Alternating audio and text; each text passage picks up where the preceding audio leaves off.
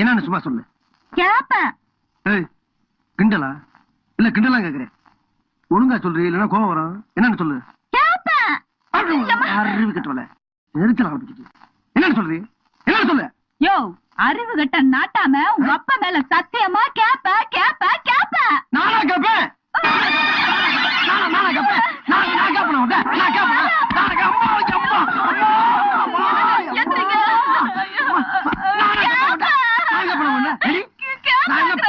குடும்பத்துல பிறந்த நினைச்சா ஐயா இந்த நகை மட்டும் 7 லட்சம் ரூபாய் தெரியுமா உனக்கு?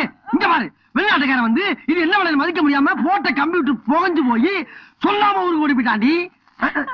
இது 7 லட்சம் ரூபாய் தெரியுமா உனக்கு? அப்படிப்பட்ட பரம்பரை பண்ற என்ன